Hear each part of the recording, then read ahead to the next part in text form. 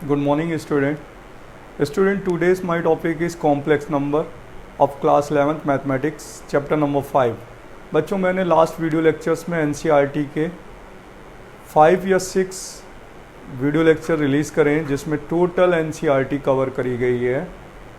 Total concept हैं, formula हैं और मिसलेनियस एक्सरसाइज है और टॉपिक वाइज उसमें सभी मैंने कॉन्सेप्ट क्लियर करे थे। आज मैं आपको पढ़ाने जा रहा हूँ कि आरडी से भी ज़्यादा जेई मेंस और एडवांस लेवल तक में कॉम्प्लेक्स नंबर में कैसे पढ़ते हैं। तो बच्चे, जो चीज़ें हम लोग मॉडुलस की प्रॉपर्टी में क्विट कर लेते हैं कि ये हाई लेवल है, ये लो लेवल है, आर्गूमेंट लो लेवल पे छोड़ देते हैं, करते हैं और हाई लेवल पे छोड़ देते हैं, तो वो सारी चीज़ें अब हम कवर करने वाले हैं क्योंकि ये सारी चीज़ें कॉम्प्लेक्स नंबर पे आने चाहिए और कोऑर्डिनेट ज्योमेट्री भी होता है कि कॉम्प्लेक्स नंबर में होना आना चाहिए। तो आज हम लोग बच्चों कॉम्प्लेक्स नंबर का जेई मेंस और एडवांस लेवल का स्टार्ट करने जा रहे हैं। तो देखिए बच्चों, सबसे पहले हम लोग टॉपिक पढ़ते हैं कॉम्प्लेक्स नंबर पे जो मैंने स्प्लिट किए हैं। जैसे सपोज दैट हमने एक लिया कोई कॉन्जुगेट, तो कॉन्जुगेट कॉम्प्लेक्स, ठीक है। तो सबसे पहला फर्स्ट टॉपिक है कि कॉन्जुगेट कॉम्प्लेक्स। तो बच्चों इसमें क्या होता है, लेट कर लेते हैं, लेट आ कॉम्प्लेक्स नंबर। तो बच्चों ये कॉम्प्लेक्स नंबर ना किसी भी फॉर्म पे हो सकता है। देखिए सपोज दैट करिए कि z equal to a plus iota b है, तो इसका जो कॉन्जुगेट कॉम्प्लेक्स होगा, कॉन्जुगेट कॉम्प्लेक्स, वो हम लोग z बार से डिनोट करते हैं, ठीक है बच्चों। तो यहाँ पर अगर कोई z है और यहाँ पर लेते हैं कॉम्प्लेक्स नंबर, ठीक है। कॉम्प्लेक्स नंबर की कोई भी फॉर्म है, जैसे सपोज दैट यहाँ पर z की वैल्यू है a प्लस आयोटा b, तो इसका हम यहाँ पर करने वाले हैं कॉन्जुगेट। तो प्लस आयोटा की जगह पर माइनस आयोटा हो गया, राइट बच्चों। अगर यहाँ पर माइनस गिवन होता तो इसका क्या होता, जेड बार पता क्या हो जाता, a प्लस आयोटा b हो जाता। इसी तरीके से z की वैल्यू अगर यहाँ पर r cos theta plus iota sine theta बच्चों पोलर फॉर्म में होता, तो हम इसका लेते conjugate r cos theta minus iota sine theta. और बच्चों इसके बाद अगर यूलर में होता, इस टाइप से दिया होता आर ई की पावर आयोटा थीटा, तो इसका कॉन्जुगेट कॉम्प्लेक्स होता आर ई की पावर माइनस आयोटा थीटा।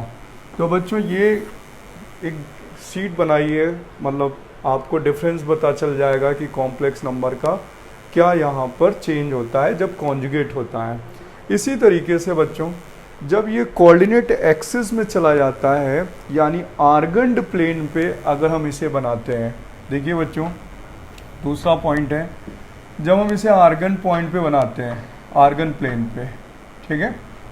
तो जब हम आर्गन प्लेन पे बनाते हैं तो ये कैसे वर्क करता था, देखिए मैंने आप लोग को बताया था, अगर यहाँ z है, ठीक है, तो इसका कंजुगेट क्या होगा, यानी z equal to x plus iota y. तो यहाँ होगा z बार यानी x माइनस आयोटा वाई, क्योंकि यहाँ पर पॉइंट्स पॉजिटिव निगेटिव होते हैं। फिर बच्चों यहाँ पर माइनस और क्या होते हैं प्लस, तो इसमें माइनस से मल्टीप्लाई होगा ना, तो ये वैल्यू यहाँ शिफ्ट हो जाएगी और ये बन जाएगा माइनस का z बार, क्योंकि यहाँ पर साइन हो जाएगा माइनस एंड प्लस, ठीक है। और बच्चों यहाँ पर ये वैल्यू शिफ्ट हो जाती है, ठीक है, क्योंकि यहाँ पर ये वैल्यू शिफ्ट करने वाले हैं, तो इस पे माइनस का क्या लगा सकते हैं z, क्योंकि बोथ साइन आर नेगेटिव, तो माइनस z हो जाता है। इज अ क्लियर बच्चों। अब इसकी कुछ प्रॉपर्टीज़ होती हैं, जैसे ये वर्क कैसे करता है वो मैं उस प्रॉपर्टीज़ को भी एक्सप्लेन कर देता हूँ, क्योंकि बच्चों को बारीकली और बहुत ईजिली पढ़ना है ये सारा चीज़, कि कुछ ये प्रॉपर्टीज़ भी रखता है अपने पास। तो देखिए सबसे फर्स्ट प्रॉपर्टीज़ होती है बच्चों, इसकी प्रॉपर्टीज़ हम लोग यूज़ करते हैं क्वेश्चंस को वर्क करते समय। तो फर्स्ट प्रॉपर्टी होती है, देखिए बच्चों, z equal to mod z bar, is a true. आप इसका एक्स प्लस आयोटा वाई का अगर मॉड करेंगे under root x square plus y square आएगा, और इसका भी करेंगे तो सेम आएगा। बच्चों दूसरी प्रॉपर्टी होती है कि अगर हम ऐसे कर लेते हैं Z1 प्लस Z2 और Z1 प्लस Z2 का होल बार, और इक्वल टू होता है ये बच्चों separate form Z1 bar and Z2 bar. सी केस होता है बच्चों, अगर ये होल बार डिवाइड में लगा है इस टाइप से, ये होल बार लगा हुआ है यहाँ पर लगा बच्चे, तो इसका मतलब ये न्यूमरेटर का भी है और डिनोमिनेटर का है। तो देखिए यहाँ पर होगा Z1 बार, ठीक है, यहाँ ब्रैकेट लगा देते हैं ऐसे, तब वैलिड होगी Z1 बार अपॉन Z2 बार, ठीक है।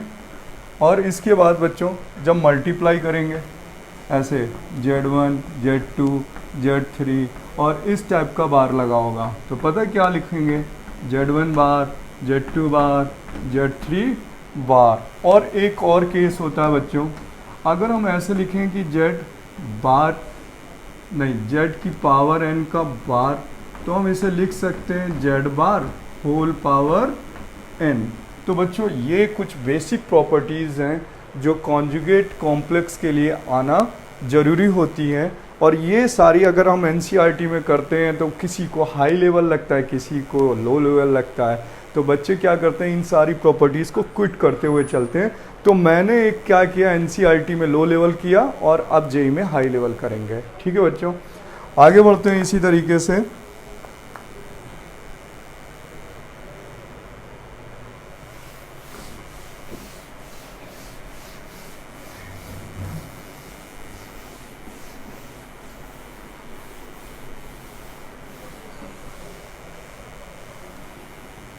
देखिए बच्चों अब आती है नेक्स्ट फॉर्म मॉडुलस, ठीक है।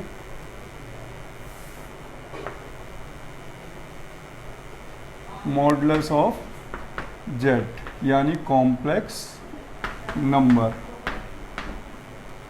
ठीक है बच्चों। अब देखिए ना modulus of complex number NCERT में 4-5 प्रॉपर्टीज़ करने के बाद बच्चों को हाई लेवल फील होने लगती है कि this is a high level properties. तो फिर पता क्या करते हैं हम JEE मेंस के पार्ट में लेके आते हैं, और बेटा NDA के लिए, JEE मेंस के लिए और एडवांस के लिए इसकी जितनी भी टोटल प्रॉपर्टीज़ हैं वो मैं एक साथ आपको एक्सप्लेन करता हूँ। सबसे पहले आपको पता है कि जो कॉम्प्लेक्स नंबर अगर आपको गिवन है, let a complex number Z x plus iota y, ठीक है। अब मैंने कोई आर्गन प्लेन लिया बच्चों, ठीक है। अब आर्गन प्लेन पे हमने इसको ड्रॉ किया, तो यहाँ पर ये ओरिजिन होगा 0,0, ये Z होगा x प्लस आयोटा y। तो बच्चों ये जो यहाँ से डिस्टेंस आएगी x और ये डिस्टेंस आएगी y, तो ये जो पाइथागोरस थ्योरम से ये साइड आएगी यहाँ से, इसको डिनोट करेंगे mod Z equal to R equal to under root x square plus y square. ये पाइथागोरस थ्योरम से डिनोट करी गई है। तो बच्चों यहाँ पर ये लिखा जाता है कि जो मॉडुलस होता है वो डिस्टेंस फ्रॉम ओरिजिन होता है। क्या होता है? Distance from origin. अब बच्चों ये कोई वेक्टर क्वांटिटी तो है नहीं, अगर ये वेक्टर क्वांटिटी होती तो इसे बोलते डिस्प्लेसमेंट, ठीक है। कॉम्प्लेक्स नंबर वेक्टर क्वांटिटी नहीं है, डायरेक्शन पे बेस्ड नहीं है। किस पर बेस्ड नहीं है? डायरेक्शन पर बेस्ड नहीं है। अगर ये डायरेक्शन पे बेस्ड होती तो इसे डिस्प्लेसमेंट बोलते, अब ये डायरेक्शन पे बेस्ड नहीं इसलिए डिस्टेंस बोलेंगे। तो यहाँ पर ये बोला जाता है कि distance between two points, distance between two points called the modulus of complex. तो ये हमेशा दो पॉइंट्स का, दो आर्गन पॉइंट का, टू आर्गन पॉइंट का, आर्गन पॉइंट मतलब आप समझते जिसमें एक ऐसा प्लेन जिस पे हम इमेजिनरी नंबर को प्लॉट कर सकें। तो बच्चों यहाँ पर क्या हुआ कि ये जेड से ओरिजिन यानी इन दो पॉइंट का डिस्टेंस है, डिस्प्लेसमेंट तो नहीं बोल सकते। तो यहाँ पर क्या हुआ बच्चों, यहाँ पर डिनोट करेंगे इस तरीके से मॉड जेड माइनस 0, इस टाइप से डिनोट करेंगे। और इसे बोल सकते हैं कि mod z equal to R से रिप्रेजेंट करेंगे, और इसकी वैल्यू क्या आई है? X square plus y square, ठीक है, अब मैं इससे आपको बताता हूँ, यहाँ से करिए। मॉड जेड माइनस जीरो को लीजिए और इस पर वैल्यू रखिए x plus iota y minus zero, तो ये वैल्यू कितनी आने वाली है, under root x square plus y square. बच्चों सेम हियर अगर 2 पॉइंट्स आ जाएं, कितने आ जाएं, ये फर्स्ट पॉइंट है, ठीक है बच्चों। अगर ऐसी कोई एग्जांपल दे देते हैं पहले कि z की वैल्यू है 3 + 4 आयोटा, then mod z equal to हो जाएगा अंडर रूट 3 का स्क्वायर प्लस 4 का स्क्वायर, यानी कितना 25, और इसका मॉड आ जाएगा 5। बच्चों ऐसे ही और एग्जांपल देते हैं, जैसे z इक्वल टू है r cos theta plus iota sine theta late कर लेते हैं, तो इसका मॉड z कितना आ जाएगा, under root cos square theta plus sine square theta. अगर नेक्स्ट कोई पॉइंट ले लेते हैं, सपोज z लेते हैं x - 2 प्लस आयोटा y - 3, तो अगर हम इस पे मॉड z अप्लाई करेंगे तो अंडर रूट आ जाएगा x - 2 का होल स्क्वायर प्लस y - 3 का होल स्क्वायर। ये बच्चों एक्सपेरिमेंट करने के लिए आपको बेसिकली नीट की ज़रूरत थी, वो मैंने आपको बता दिया। अब बच्चों ये पहला पॉइंट है मॉडलेस के लिए। अब आते हैं सेकंड पॉइंट पर।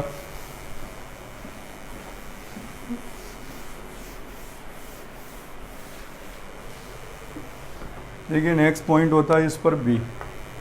अगर हम 2 कॉम्प्लेक्स नंबर लेते हैं, कितने बच्चों, 2 कॉम्प्लेक्स नंबर लेते हैं, ठीक है, कॉम्प्लेक्स नंबर, ठीक है, Z1 एंड Z2, तो अब हम उनको मॉड कैसे रिप्रेजेंट करते हैं। देखिए यहाँ पर Z1 है और यहाँ पर Z1 है, Z2 है, सॉरी ये Z1 Z2 हो गया, Z2।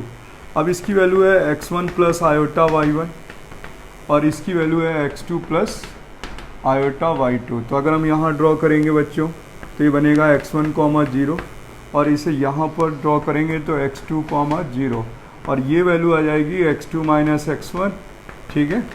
और इधर से देखिए ये y1 है, ये भी y1 होगी, तो ये डिस्टेंस आ जाएगी यहाँ से y2 - y1। अब यहाँ पाइथागोरस थ्योरम लगा देते हैं तो ये वैल्यू आ जाएगी, ठीक है, Z1 और Z2। तो बच्चों Z1 और Z2 ये जो डिस्टेंस है, आप इसे Z1 - Z2 भी लिख सकते हैं और Z2 - Z1 भी लिख सकते हैं, क्योंकि मॉड लगा है, क्या लगा हुआ है, मॉड लगा हुआ है। तो इस पर बच्चों अब हम वैल्यू पुट करके देखें, ठीक है, या आप डिस्टेंस फॉर्मूले या पाइथागोरस थ्योरम से लगाना चाहेंगे, तो जब हम पाइथागोरस थ्योरम से अप्लाई करेंगे तो यहाँ पर आ जाएगा स्क्वायर और स्क्वायर हटाएंगे तो इधर आ जाएगा रूट, ठीक है।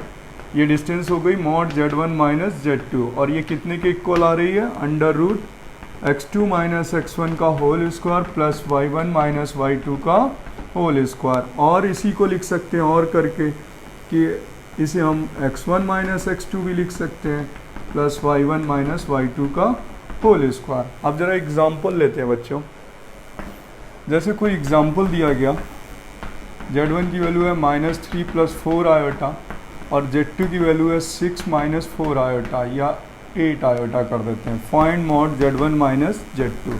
तो बच्चों ये जो वैल्यू है ना, ये डिस्टेंस बिटवीन 2 कॉम्प्लेक्स पॉइंट का फॉर्मूला है। तो यहाँ पर क्या हुआ, Z1 की वैल्यू हो गई -3 + 4 आयोटा -6 - 8 आयोटा और here comes out -3 -6 -9 minus plus 12 iota और इसका फॉर्मूला इज़ 9 का स्क्वायर 81 प्लस 12 का स्क्वायर, ठीक है, 81 1 प्लस 44। आप इसको कैलकुलेशन कर सकते हैं। तो बच्चों हम लोग इसका अब यूज़ कहाँ कर सकते हैं, 10th क्लास में हम लोग ने पढ़ा था कि डिस्टेंस फॉर्मूले की हेल्प से हम नेचर ऑफ ट्रायंगल और नेचर ऑफ क्वाड्रिलेटरल निकाल सकते हैं। क्या निकाल सकते हैं बच्चों, नेचर ऑफ ट्रायंगल और नेचर ऑफ क्वाड्रिलेटरल। तो हम किसी भी कॉम्प्लेक्स ट्रायंगल के जो वर्टेक्सेस हैं, यानी कॉम्प्लेक्स मतलब आयोटा फॉर्म वाले, ठीक है, अगर हम उनके पॉइंट्स को ट्रायंगल या क्वाड्रिलेटरल के वर्टेक्सेस अज्यूम कर लें तो फिर हम उसका भी नेचर पता कर सकते हैं। देखिए कैसे, थर्ड केस आता है बच्चों इसकी हेल्प से।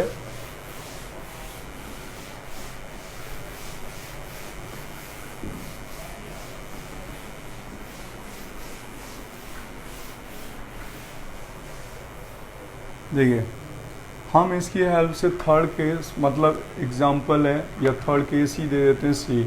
हम इससे nature of triangle A B C, ठीक है, एंड नेचर ऑफ क्वाड्रिलेटरल, ठीक है, नेचर ऑफ क्वाड्रिलेटरल, ठीक है बच्चों, ये सारा हम चेक कर सकते हैं।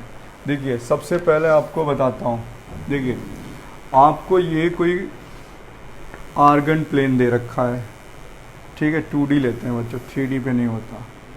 ये x है, ये y है, ये कोई आर्गन प्लेन है, ठीक है, और ये है Z1 Z2 Z3, ठीक है, x डैश और y डैश।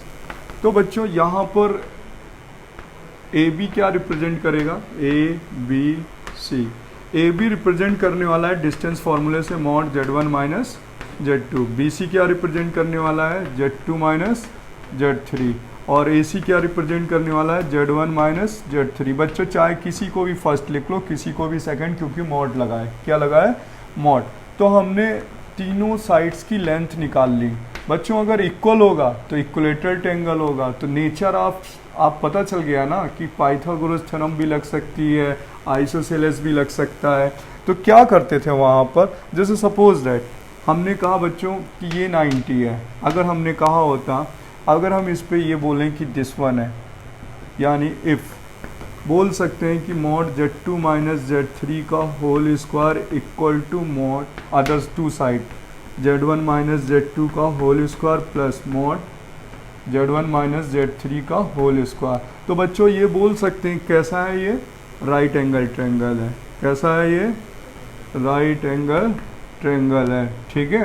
तो हम इसमें से किसी का भी नेचर ऑफ ट्रायंगल बता सकते हैं। बच्चों अगर all three sides are equal then equilateral triangle, ठीक है। अगर टू साइड्स आर इक्वल तो बच्चों आइसोसेलेस ट्रायंगल। तो हम नेचर ऑफ ट्रायंगल भी पता कर सकते हैं और बच्चों नेचर ऑफ क्वाड्रिलेटरल भी पता कर सकते हैं। देखिए क्वाड्रिलेटरल में क्या है, सपोज दैट ये स्क्वायर है, A B and C and D, vertices Z1 Z2 Z3 Z4, और ये XY प्लेन है बच्चों, ठीक है, आर्गन प्लेन है। कौन सा प्लेन है, आर्गन प्लेन है। तो बच्चों यहाँ पर आएंगे तो पहले हम निकालेंगे ए बी फाइंड करेंगे, तो मॉड Z1 माइनस Z2 हो जाएगा। फिर ए बी के बाद बी सी फाइंड करेंगे तो मॉड Z2 माइनस Z3 हो जाएगा। फिर सी डी फाइंड करेंगे, मॉड Z3 माइनस Z4 हो जाएगा। फिर ए डी फाइंड करेंगे, mod Z1 minus Z4 find हो जाएगा। अगर ये बच्चों all four sides are equal तो स्क्वायर होगा ना, और अपोजिट साइड्स आर इक्वल तो क्या होगा, रेक्टेंगल होगा। तो बच्चों इसके साथ हमें आर्गुमेंट भी देखना पड़ता है, ये आर्गुमेंट भी देखने पड़ेंगे, इनके बीच का क्या देखना पड़ेगा, एंगल भी देखना पड़ेगा। तो हम ये आर्गुमेंट में पढ़ाएंगे ये कि आर्गुमेंट भी चेक करना होता है कि ये 90 है कि नहीं। अभी तो हम कह सकते हैं कि अगर ये all four sides are equal तो क्या होगा, स्क्वायर होगा, ठीक है बच्चों। अब इसमें एक और भी केस होता है बच्चों कि अगर हम इन्हें डायगोनल को ज्वाइन कर दें, तो एक बहुत अच्छा पॉइंट्स बताने जा रहा हूँ बच्चों, जो हमेशा जेई में क्वेश्चन पूछा जाता है और आपको प्रॉब्लम होती है। देखिए इन दोनों का mid point Z1 plus Z3 upon 2, तो यहाँ पर एक केस बन सकता है, हमेशा याद रखिएगा, Z1 plus Z3 upon 2 equal to क्या होगा, Z2 प्लस Z4 अपॉन 2। तो बच्चों ये ऑप्शनल ऑब्जेक्टिव में गिवन होता है, ठीक है, और ये स्क्वायर के लिए भी वैलिड है, रेक्टेंगल के लिए भी वैलिड है, क्योंकि डायगोनल का मिड पॉइंट सेम होगा। डायगोनल का मिड पॉइंट इंटरसेक्शन पॉइंट इधर से करें या इधर से करें सेम होगा। तो यहाँ से एक रिजल्ट मिल जाता है, 2 से 2 कैंसिल हो जाता है और लिखा होता है Z1 minus Z2 equal to Z4 minus Z3, ठीक है। अब ये ऑप्शनल लिखा होता है तो बच्चे सोचते हैं ये आया कैसे होगा। तो हम मॉडल्स की हेल्प से नेचर ऑफ ट्रायंगल और नेचर ऑफ क्वाड्रिलेटरल भी चेक कर सकते हैं, ठीक है बच्चों। नेक्स्ट प्रॉपर्टी में पहुंचते हैं।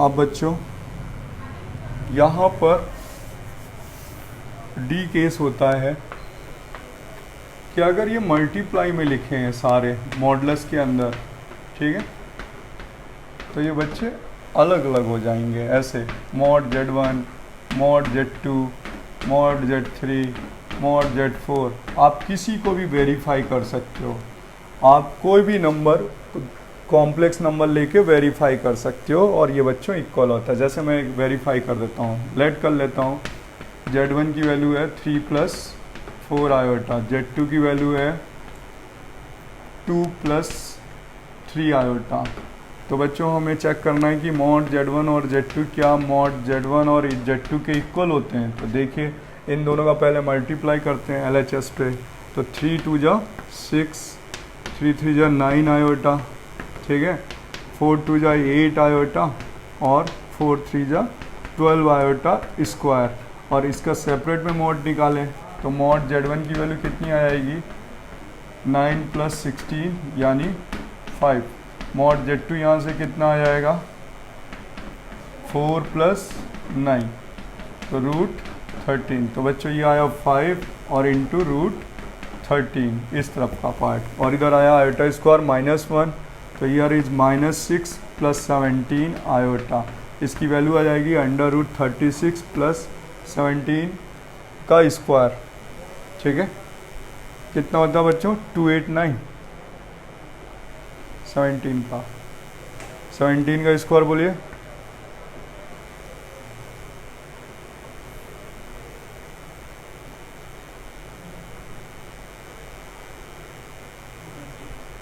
टू 99, ठीक है। अब इसको सॉल्व करिए तो 5 × √13, तो यहाँ पर भी बेटा 5 × √13 आ जाएगा, तो LHS = क्या हो जाएगा, RHS हो जाएगा। तो इसलिए ये वेरिड है ना, वेरीफाइड है। बच्चों डी के बाद ई पॉइंट आता है कि अगर ये डिवाइड में हो तो भी इनका अलग कर दिया जाता है, ठीक है, मतलब मल्टीप्लाई में अलग होंगे और डिवाइड में अलग होंगे, ठीक है, बट बच्चों प्लस में नहीं होते, ठीक है, क्योंकि देखिए प्लस में ये लिखा जाता है Z1 + Z2, ठीक है, is less than equal to mod Z1 + mod Z2। आपने पढ़ा है, पता ये कब वैलिड होता है, आप लोग नेचर ऑफ ट्रायंगल पढ़ते हैं ना, और उसमें बोलते हैं टू साइड का सम थर्ड साइड से बड़ा होना चाहिए, बड़ा होना चाहिए ना, तो टू साइड का सम थर्ड साइड से क्या है, बड़ा, तो ये लॉ ऑफ ट्रायंगल रूल हो गया। और डिफरेंस क्या होता है बच्चों, मॉड Z1 - Z2, तो मॉड Z1 - मॉड Z2, तो आप लोग ने बोलते हैं कि डिफरेंस छोटा होना चाहिए और सम बड़ा होना चाहिए। ट्रायंगल केस बेटा है, ये लॉ ऑफ ट्रायंगल केस है। देखिए बोलते हैं कि टू साइड का सम थर्ड से बड़ा होना चाहिए और या डिफरेंस जो है वो थर्ड साइड से छोटा होना चाहिए, तभी तो ट्रायंगल पॉसिबल है। ट्रायंगल ABC क्या पॉसिबल है, कब पॉसिबल है बच्चों, जब टू साइड्स का सम थर्ड साइड से बड़ा हो या डिफरेंस छोटा हो। तो ये वही प्रॉपर्टी लिखी है ट्रायंगल लॉ रूल, ठीक है बच्चों, ये दोनों वही सेम प्रॉपर्टी हैं, ट्रायंगल लॉ रूल।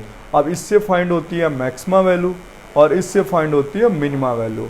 बच्चों इस वाले से क्या फाइंड होती है, मैक्सिमा वैल्यू, और इस वाले से फाइंड होती है मिनिमा वैल्यू। और मोस्ट इम्पॉर्टेंट है आइडेंटिटीज, ये both identities are most important for JEE for board, ठीक है। एडवांस में तो बहुत ही पूछी गई हैं ये दोनों इनइक्वालिटी। तो देखिए इसके एग्जाम्पल को पहले एक्सप्लेन करते हैं, ठीक है। देखिए एग्जाम्पल को कैसे एक्सप्लेन करना होता है, समझिएगा बच्चों, बहुत इम्पोर्टेंट है इसके एग्जाम्पल, ठीक है।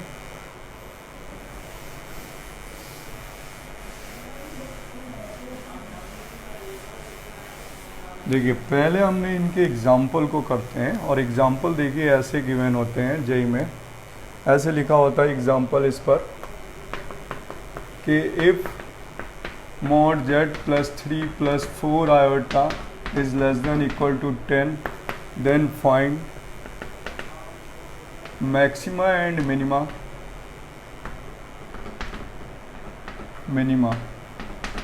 of mod of z। ये बच्चों हमेशा मोस्ट इम्पॉर्टेंट क्वेश्चन है, this is very very important. तो बच्चों हमें मैक्सिमा और मिनिमा क्या निकालनी, मॉड जेड की। तो बच्चों हमने क्या किया, जिसकी वैल्यू निकालनी होती है, फाइंड आउट करनी होती है, मॉड जेड की वैल्यू निकालनी, इसको यहाँ पर लिख लेंगे। कभी कभी यहाँ मॉड जेड +1 भी हो सकता है, मॉड जेड -7 भी हो सकता है, मॉड जेड -8 भी दिया हो सकता है। जो भी आपको गिवन है आप बस उठाकर यहाँ कॉपी कर लें और इसके अंदर ये कंस्ट्रक्शन करना है। ये क्या करना है, कंस्ट्रक्शन करेंगे तो कैसे, देखिए 3 + 3 माइनस, क्योंकि यहाँ 3 है इसमें नहीं था तो प्लस माइनस, फिर 4 आयोटा प्लस कर लें और 4 आयोटा माइनस कर लें।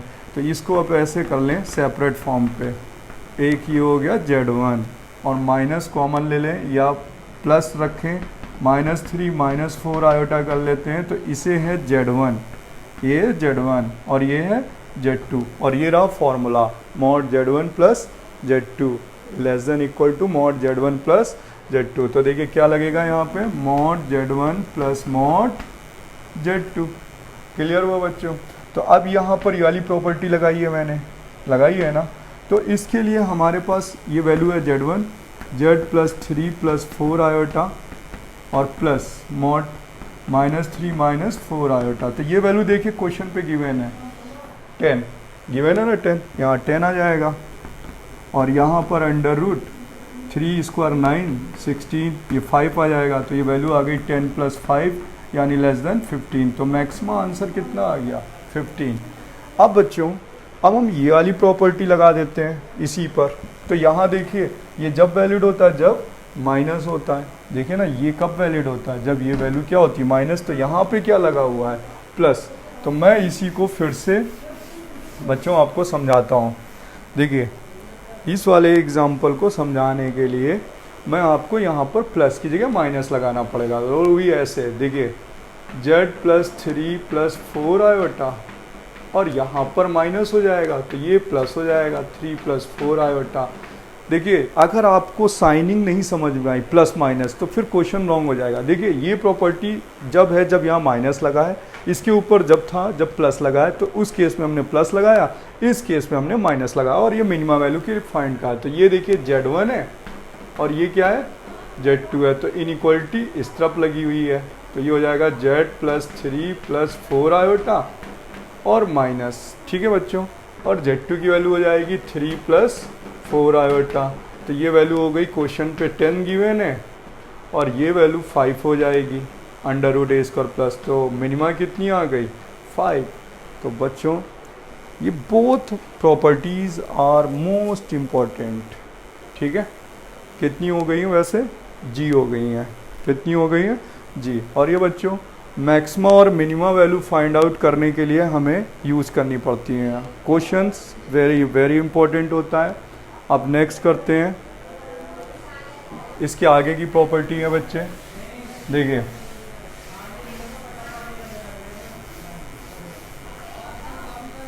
अब बच्चों कभी कभी बाई मिस्टेक, पहले मैं आपको बता देता हूँ, इसको और एक्सप्लेन करता हूँ इस प्रॉपर्टी को। बच्चों को बाई मिस्टेक कभी कभी पता चलता है कि कर क्या रहे हैं। तो देखिए H को है, अगर हम इसमें ढेर सारे ले लें Z1 + Z2 + Z3 Zn, तो पता है क्या होता है, यहाँ पर इनइक्वालिटी ही होगी, ठीक है। Equal inequality less than equal to Z1, ठीक है, plus mod Z2 plus mod Z3, ठीक है, और प्लस डैश mod Zn। तो बच्चों ने सोचा क्या ये कभी भी प्लस में अलग नहीं होते क्या, मॉडुलस में कभी भी प्लस में अलग नहीं होते और माइनस में भी अलग नहीं होते बच्चों। लेकिन ये भी पॉसिबल जब है कि mod Z1 + mod Z2 equal to mod Z1 + mod Z2, ये जब ही पॉसिबल है। इट पॉसिबल, ठीक है बच्चों, इट पॉसिबल व्हेन, ठीक है, it possible when argument of Z1 minus argument Z2 equal to 0 या θ1 - θ2 की वैल्यू cos थीटा 1 थीटा 2 की वैल्यू 1 होगी, ठीक है। और इसी तरीके से एक और वैलिड केस होता है आई जे। यहाँ पर अगर प्लस है तो यहाँ अगर माइनस आ गया इस जगह पर, यहाँ पे प्लस की जगह क्या आ गया माइनस, तो इसमें आर्गूमेंट 0 है यानी ये वैल्यू 1 है। और इस केस में आर्गूमेंट कितना होगा, argument Z1 minus argument Z2। बेटा ये जब भी पॉसिबल होगा जब ये पाई होगा। कब होगा ये, पाई, यानी कॉस थीटा 1 माइनस थीटा 2 की वैल्यू कितनी होनी चाहिए यहाँ पर, -1, तब ये दोनों वैलिड होते हैं। तो ये बच्चे सोचते हैं कि क्या ये प्लस माइनस से हुआ है, क्या ये बच्चों प्लस माइनस से नहीं हुआ, ये लेट करके हुआ है। R1 cos theta 1 plus iota sine theta 1, R2 cos theta 2 plus iota sine theta late करके करेंगे। तो मैं इसकी एक हिंट्स देता हूँ ये प्रूफ कैसे हुआ है, ठीक है बच्चों, क्योंकि बिना प्रूफ आपको ये प्रॉपर्टी समझ में नहीं आने वाली। देखिए यहाँ पर इसे हम प्रूफ कैसे करते हैं इस केस के लिए। तो देखिए यहाँ पर प्रूफ करने का मेथड होता है बच्चों, यहाँ पर लेट करते हैं प्रूफ करने के लिए, ठीक है, कि Z1 equal to R1 cos theta 1 plus iota sine theta 1। तो इसका जो मॉड Z1 है बच्चों वो यहाँ से R1 आ जाएगा मैग्नीट्यूड, और Z2 को लेट करते हैं R2 cos theta 2 plus iota sine theta 2। तो इसका जो मॉड Z2 होगा वो पता क्या आ जाएगा, R2 आ जाएगा। अब हमें ये फाइंड आउट करना है मॉड Z1 प्लस Z2 की वैल्यू। तो बच्चों जब हम मॉड Z1 प्लस Z2 की वैल्यू फाइंड करेंगे ना,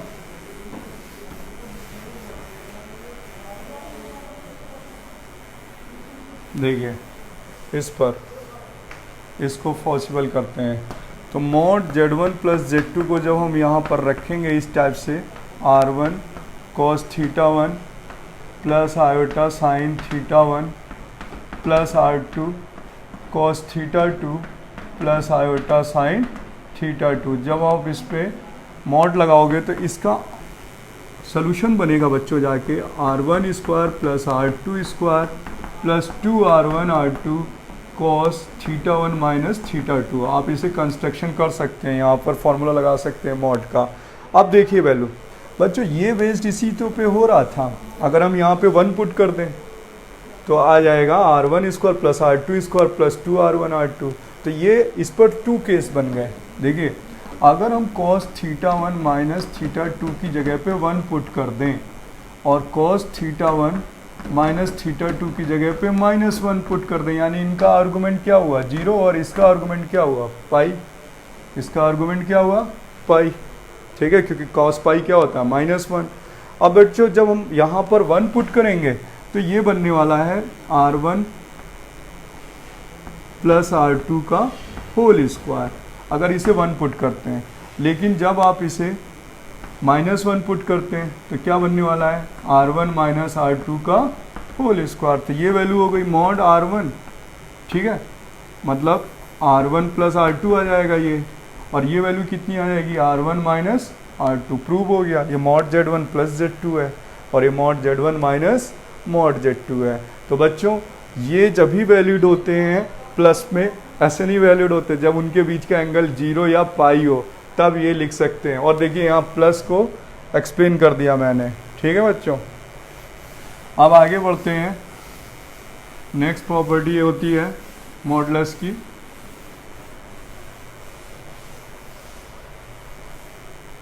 के देखिए बच्चों ये इंपॉर्टेंट प्रॉपर्टीज़ है यहाँ पर।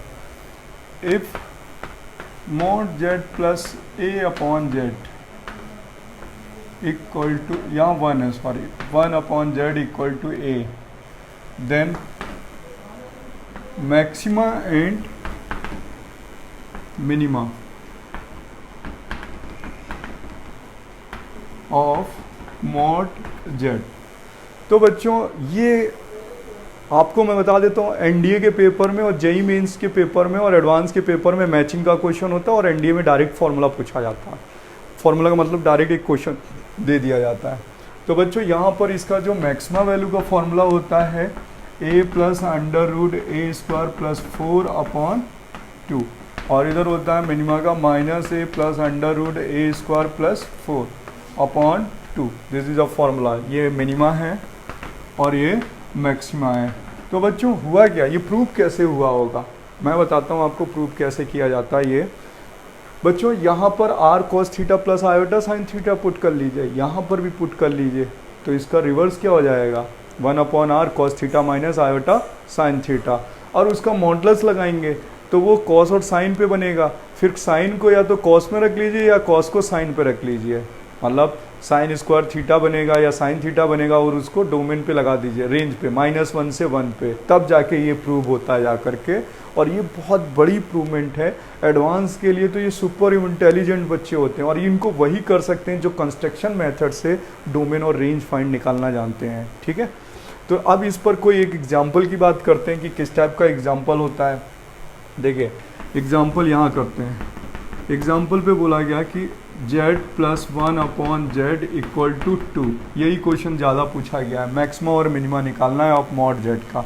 तो मॉड z इक्वल टू यहाँ पर लेस देन 2 हो जाएगा, प्लस ए स्क्वायर 4 प्लस 4 अपॉन 2, और यहाँ मिनिमा हो जाएगा -2 plus under root 4 plus 4 upon 2। ये बच्चों मिनिमा है और ये मैक्सिमा है। तो ये बच्चों इम्पोर्टेंट फॉर्मूला है।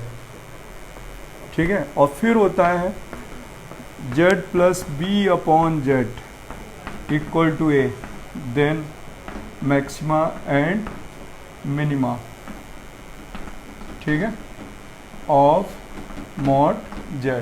तो बच्चों कुछ समय पहले आईटी एडवांस में ये क्वेश्चन पहले इस फॉर्म में पूछा जाता था एडवांस में, लेकिन उन्होंने नई रिसर्च मारी, यहाँ तो 1 था लेकिन यहाँ पर रख दिया -3 या -2। तो बच्चों इस फॉर्मूले में तो कोई प्लेसमेंट ढूंढ नहीं पा रहे थे, तो प्रूव करके देखा गया। तो ये जो 4 है यहाँ मॉड भी आ जाएगा, 4 मॉड बी, यहाँ भी मॉड भी आ जाएगा। तो ये प्रूव करने के बाद पता चलता है। तो फॉर्मूला होता है इसका बच्चों mod z a plus under root a square plus 4 mod b upon 2, और हियर होता है -a plus under root a square plus 4 mod b upon 2। तो ये बच्चों मिनिमा है और ये इसका मैक्सिमा है। ठीक है, और इसके लिए एग्जांपल किस टाइप से पूछता है वो बता देता हूँ। इस टाइप से एग्जांपल पूछता है z-3 upon z equal to 2। तो बेटा यहाँ b की वैल्यू -3 है और a की वैल्यू 2 है। आप इसी फॉर्मूले में अप्लाई कर दीजिए तो मैक्सिमा और मिनिमा वैल्यू फाइंड हो जाएगी। ठीक है बच्चों, इसके बाद आगे भी प्रॉपर्टीज़ होती हैं, वो भी देखते हैं।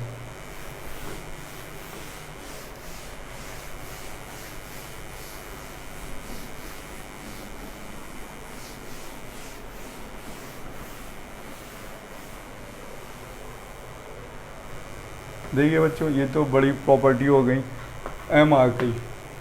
देखिए आपने पढ़ा है कि मॉड जेड, ठीक है, square equal to Z Z bar होता है। क्लियर, ये एम प्रॉपर्टी है। मॉड जेड का स्क्वायर करिए, और ये मैंने एनसीईआरटी में भी बताई थी, mod Z square equal to Z Z bar. अब एम के बाद एन भी प्रॉपर्टी होती है कि mod Z one plus z two is equal to mod Z one plus z two का होल बार। और ये मैंने कॉन्जुगेट में भी बताई थी क्योंकि दोनों की ये कॉमन प्रॉपर्टी होती है। ठीक है, और एम एन ओ, ठीक है, यहाँ पर होता है बच्चों कि इफ़ मॉड जेड की वैल्यू 1 है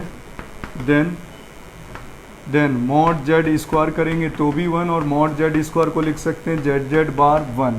ठीक है, और इफ़ मॉड जेड की वैल्यू अगर 2 है, स्क्वायर करेंगे तो ये जाएगा 4, तो जेड जेड बार की वैल्यू 4। बट अगर इफ़ बच्चों मॉड जेड की वैल्यू 3 है तो mod Z square equal to 9, then हो जाएगा जेड जेड बार 9। इस तरीके से और सो ऑन चलता रहेगा। तो बच्चों ये मैंने आप लोग को बताई क्यों, मैंने ये सब क्यों बताया। आरडी में 3-4 क्वेश्चन है और एडवांस में इसी से जनरल क्वेश्चन आते हैं, इस प्रॉपर्टी से। एडवांस या जेई मेंस में इससे डायरेक्ट क्वेश्चन आते हैं, और ये सारा का सारा एक साथ तीनों एक ही क्वेश्चन पे यूज हो जाते हैं। ठीक है, देखिए मैं इसका एक बहुत अच्छा एग्जांपल बताना जा रहा हूँ, उसको ध्यान से समझना।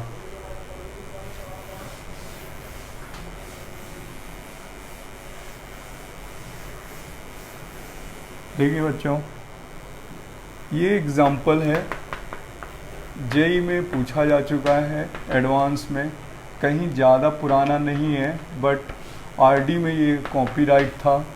ठीक है, क्या था, if mod z1 equal to 1, mod z2 equal to 2 and mod z3 equal to 3 and mod, बच्चों यहाँ था 9 z1 z2 plus 4 z2 4 z3 z1 plus z1 z2, ठीक है, z1 z2, और यहाँ पर 1 के हिसाब से बात करेंगे तो 2 और 3 equal to 24। Then find mod z1 plus z2 plus z3। बच्चों ये is the most important question. ठीक है, अब देखिए इसको करना कैसे, आपके पास कोई प्लान होगा, मेरे पास मैं आपको बताता हूँ। मैंने इसको स्टार्ट किया कि मॉड z1 की वैल्यू 1 है, स्क्वायर कर देंगे 1 हो जाएगा, तो z1 बार कितना हो जाएगा 1। सेम मॉड z2 की वैल्यू 2 है, स्क्वायर कर देंगे, ठीक है, तो ये वैल्यू 4, तो z2 बार कितना हुआ 4। मॉड z3 वैल्यू 3, स्क्वायर कर देंगे, तो mod z3 square 9, then z3 बार 9 हो गया। अब बच्चों हमें ये वैल्यू गिवन है दिस वन, इसको यूज़ करते हैं, तो यहाँ पर गिवन है 9 z1 z2 plus 4 z3 z1 plus z2 z3 equal to 24। बच्चों यहाँ से हमने कॉमन निकाल लिया z1 z2 z3 तीनों को, z1 z2 z3 को, तो मॉड के अंदर से बाहर निकलेगा तो मॉड में ही रहेगा, मॉड के अंदर से निकालेंगे तो किस में रहेगा, मॉड पे ही रहेगा। तो यहाँ बच्चों आ जाएगा 9, इसमें z1 z2 तो है बट z3 नहीं, तो 9 अपॉन z3, 4 अपॉन z2 और 1 अपॉन z1 की वैल्यू क्या आ गई 24। अब ये इनटू में है तो प्रॉपर्टी के थ्रू अलग अलग लिख सकते हैं इस टाइप से। और देखिए 9 अपॉन z3 की वैल्यू, देखिए 9 अपॉन z3, देखिए ये इसको यहाँ ट्रांसफ़र कर दिए, तो 9 upon z3 is a value of z3 बार, फिर 4 अपॉन z2 z2 बार, और प्लस 1 अपॉन z1 बार, तो बच्चों ये आ गया z1 बार 24। अब वैल्यू मॉड z1 की वैल्यू पुट करते हैं, ये 1 2 3 यहाँ पुट कर देते हैं 1 2 एंड 3, तो ये वैल्यू अभी मैंने ढेर सारी यहाँ प्रॉपर्टी बताई थी, ये होल बार हो जाएगा ऐसे, z1 प्लस z2 z3 का होल बार 24। बच्चे ये 3 2 जा 6, ये 4 कैंसिल, और ये होल बार क्या होता है हट जाता है, ठीक है, क्योंकि ये इसी के इक्वल होता है। और अभी मैंने 3 प्रॉपर्टी बताई थी इज आंसर। तो बच्चों ये आरडी का क्वेश्चन है, एडवांस का भी क्वेश्चन है, और इम्पोर्टेंट क्वेश्चन है ये क्वेश्चन, ठीक है, आ गया समझ में। अभी प्रॉपर्टी हम लोग की ओ तक हो गई थी, कितनी हो गई थी ओ तक बच्चों, ठीक है। अब आते हैं हम लोग सेकेंड लास्ट प्रॉपर्टी पे।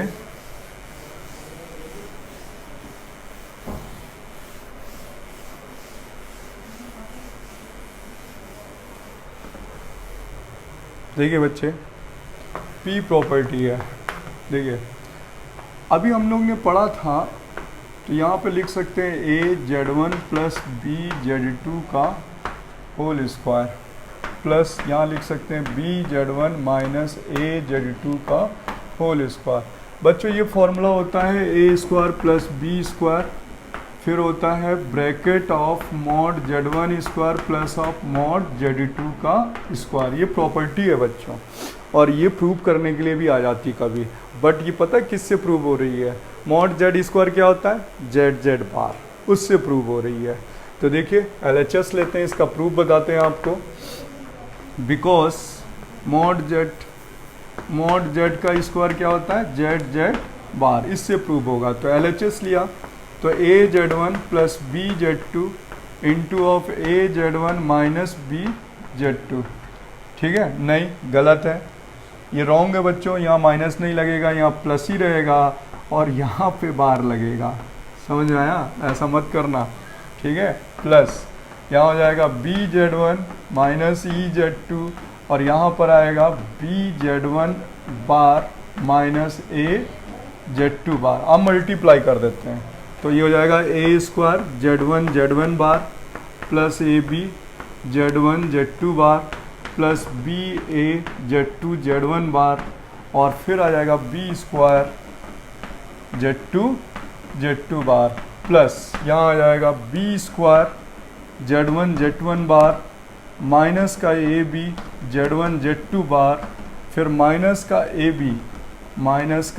बी जेड वन बार, और फिर माइनस माइनस प्लस ए स्क्वायर जेड टू बार। ठीक है, आगे समझ में बच्चों काफ़ी ढेर सारे इसमें वैल्यू कट जाती हैं, जैसे A B Z two bar, A B Z two bar ये इससे कट गया। इसी तरीके से B A Z one bar ये भी कट गया। ठीक है, और इसके बाद बाकी सारे ऐड हो जाएंगे। तो देखिए क्या हुआ, ये वैल्यू बन गई बच्चों यहाँ पर ए स्क्वायर जेड वन, इसको हम जेड वन स्क्वायर लिख सकते हैं, इसको बी स्क्वायर लिख सकते हैं, और इसे मॉड जेड टू स्क्वायर लिख सकते हैं। ठीक है, और क्या बचेगा, ये बचेगा, फिर ये बचा B square mod Z one square हो जाएगा, और वो हो जाएगा A square mod Z two square हो जाएगा। तो अगर हम कॉमन ले लें तो बनेगा a square plus b square, दूसरे ब्रैकेट में mod Z one square plus mod Z two square. तो बच्चों this is a important formula. ठीक है बच्चों, this is most important formula. ठीक है, तो कभी भी आपको मॉड जेड स्क्वायर मिले तो आप उसे किससे ओपन करेंगे, जेड बार से ओपन करेंगे। ठीक है, अब मैं इसको बताता हूँ आरडी में क्या दिया हुआ है। देखिए आरडी में क्या दिया हुआ है, इसी की हेल्प से प्रूव करने के लिए दिया गया है। देखिए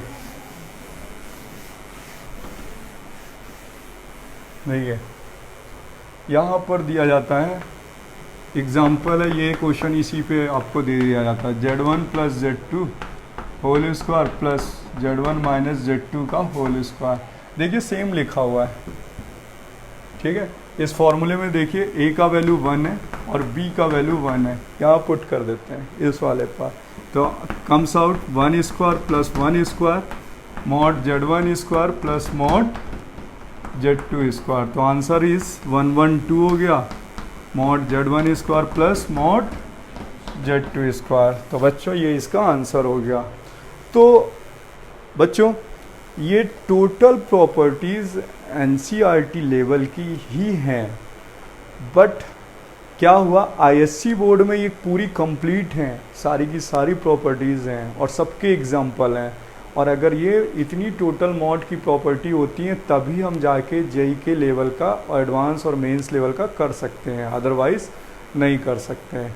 तो बच्चों आगे के वीडियो लेक्चर्स में मैं आपको आर्गुमेंट की प्रॉपर्टीज़ पढ़ाने वाला हूँ। ठीक है, इसी तरीके से आर्गुमेंट का लेक्चर्स होगा, आर्गुमेंट का होगा, डिमाइवर्स का होगा, फिर स्क्वायर रूट का, फिर क्यूब रूट्स ऑफ यूनिटी का होगा, फिर कोऑर्डिनेट ज्योमेट्री का होगा।